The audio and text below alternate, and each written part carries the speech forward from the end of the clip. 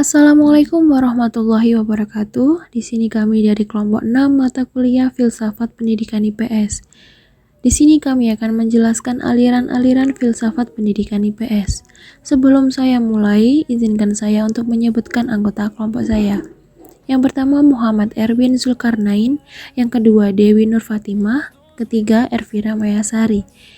Yang pertama yaitu kita akan membahas tentang filsafat esensialisme. Esensialisme merupakan kata yang berasal dari esensial yang memiliki makna sifat atau kata esensi. Esensialisme mempunyai pandangan bahwasanya pendidikan sebagai pemelihara kebudayaan.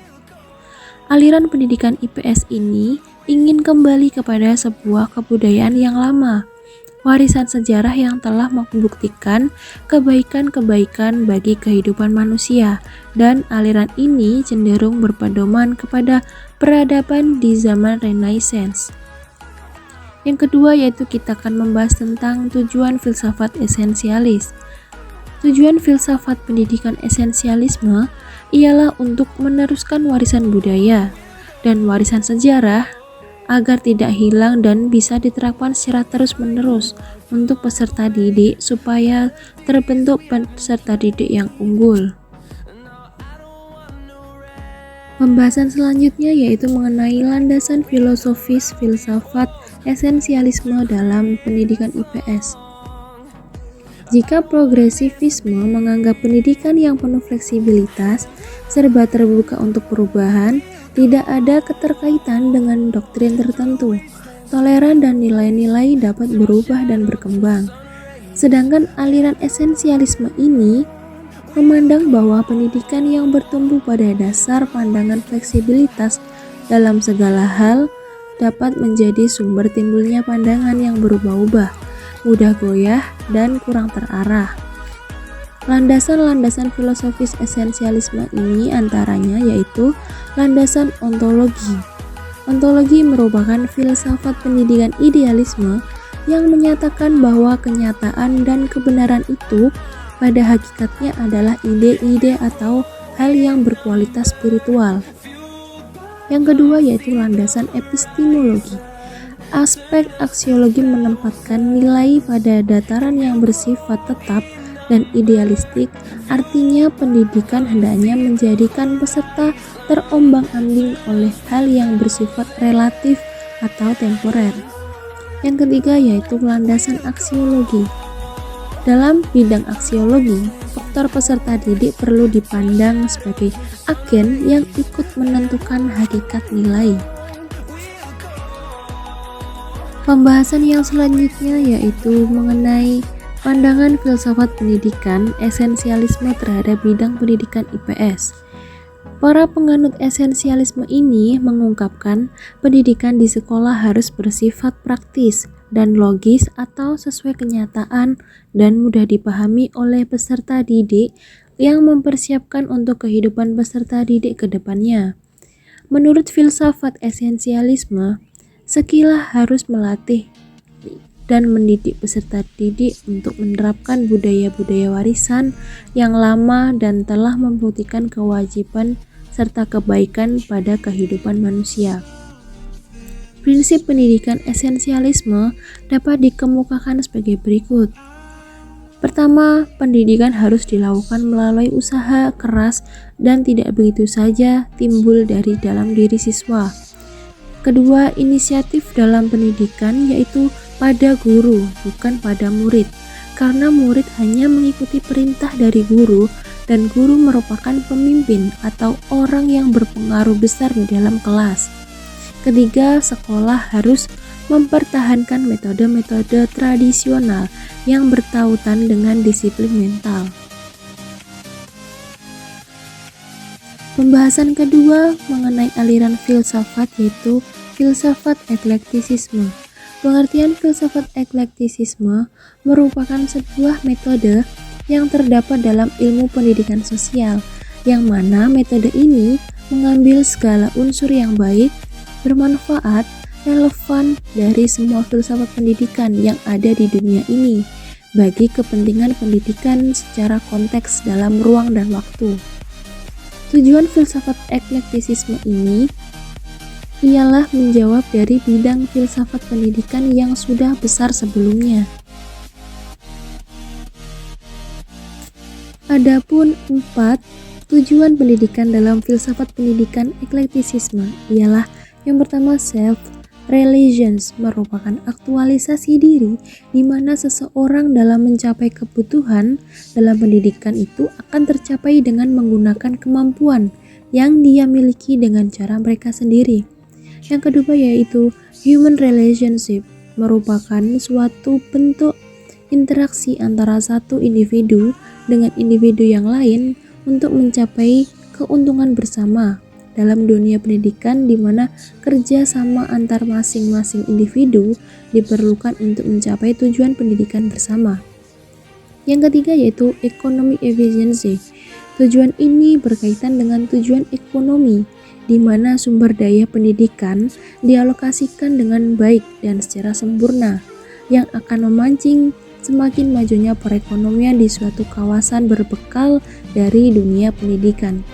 Yang keempat yaitu civic responsibility, di mana tujuan dari filsafat ini berdampak pada hak dan kewajiban masyarakat sebagai warga negara yang memiliki tanggung jawab untuk menjadi warga negara yang baik dan mencintai lingkungan negaranya. Pembahasan selanjutnya yaitu mengenai landasan filosofis aliran filsafat eklektisisme. Eklektisisme adalah sebuah nama yang diberikan kepada sekelompok filsuf kuno yang dari keyakinan filosofis yang baru mencoba memilih doktrin yang paling masuk akal dan di luar ini membangun sebuah sistem baru. Selanjutnya yaitu pandangan aliran tersebut terhadap pendidikan. Mazhab eklektisisme ini mengambil segala unsur yang baik, bermanfaat, serta relevan dari semua mazhab filsafat pendidikan yang ada, dibagi kepentingan pendidikan atau sekolah secara kontekstual dalam ruang dan waktu. Mazhab eklektisisme ini pada prinsipnya menganut filsafat pendidikan yang pluralistik. Pembahasan materi selanjutnya mengenai aliran filsafat yaitu tentang aliran filsafat perennialisme. Aliran filsafat perennialisme merupakan suatu aliran filsafat tentang pendidikan yang sudah ada sejak abad ke-20. Aliran perennialisme lahir menjadikan reaksi terhadap pendidikan progresivisme. Perennialisme memandang situasi dunia dewasa ini penuh dengan kekacauan, ketidakpastian, terutama dalam kehidupan moral, intelektual, dan sosio-kultural, yang dimana aliran ini menekankan pada suatu perubahan untuk menciptakan sesuatu yang baru.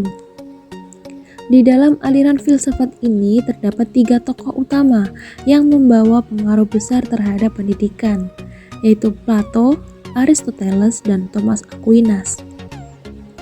Tujuan aliran perennialisme dalam pendidikan yaitu nilai-nilai kebenaran bersifat abadi dan universal atau umum.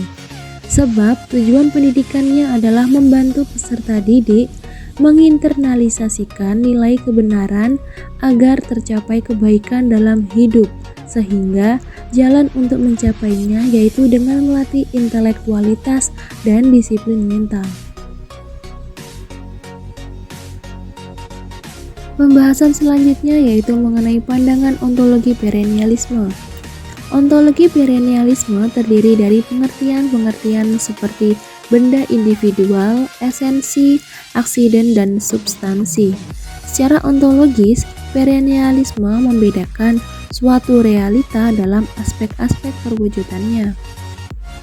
Selanjutnya, pandangan aksiologi perennialisme. Masalah ini merupakan hal yang utama dalam perennialisme, karena hal tersebut berdasarkan pada azas-azas supernatural, yaitu menerima universal yang abadi, khususnya tingkah laku manusia. Dalam aksiologi, prinsip pikiran demikian bertahan dan tetap berlaku. Secara etika, tindakan itulah yang berkesesuaian dengan sifat rasional manusia. karena manusia itu secara alamiah condong kepada suatu kebaikan.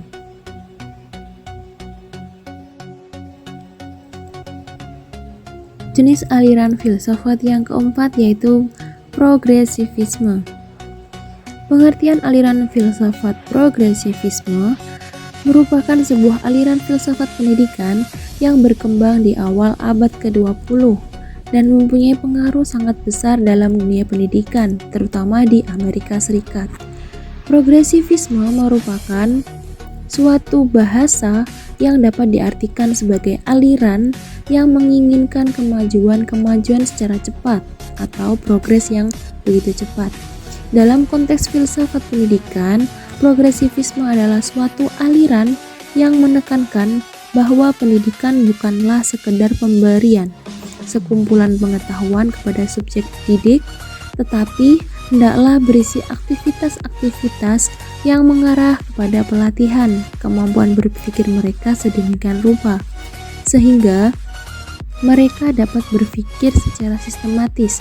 Melalui cara-cara inilah, seperti memberikan analisis, pertimbangan, dan perbuatan kesimpulan menuju pemilihan alternatif yang paling memungkinkan untuk pemecahan suatu masalah yang dihadapi. Yang kedua yaitu mengenai konsep kunci dalam aliran filsafat progresivisme. Menentang kurikulum mata pelajaran konvensional, progresif berpengalaman dengan kurikulum alternatif, menggunakan kegiatan, pengalaman, pemecahan masalah, dan proyek.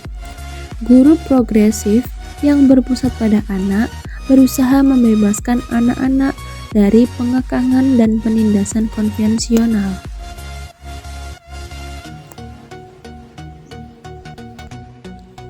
Selanjutnya yaitu mengenai tujuan pendidikan progresivisme. Tujuan pendidikan progresivisme harus mampu memberikan keterampilan dan alat-alat yang bermanfaat untuk berinteraksi dengan lingkungan, yaitu dengan proses perubahan secara terus-menerus. Yang dimaksud dengan alat-alat adalah keterampilan pemecahan masalah atau problem solving yang dapat digunakan oleh individu untuk menentukan, menganalisis, dan memecahkan masalah. Selanjutnya yaitu mengenai implikasi edukatif aliran progresivisme di era kontemporer. Yang pertama yaitu mencari tahu siapa teman sejati mereka dalam perjuangan untuk mengendalikan sekolah. Yang kedua, belajar dengan membantu mereka mengeksplorasi identitas diri mereka sendiri. Yang ketiga yaitu berkolaborasi dengan penduduk setempat untuk sekolah dan perbaikan masyarakat. Yang keempat yaitu bergabung dengan guru yang berpikiran sama dalam organisasi profesional yang dikontrol guru yang bekerja dalam reformasi pendidikan yang asli. Dan yang terakhir yaitu berpartisipasi dalam kritis.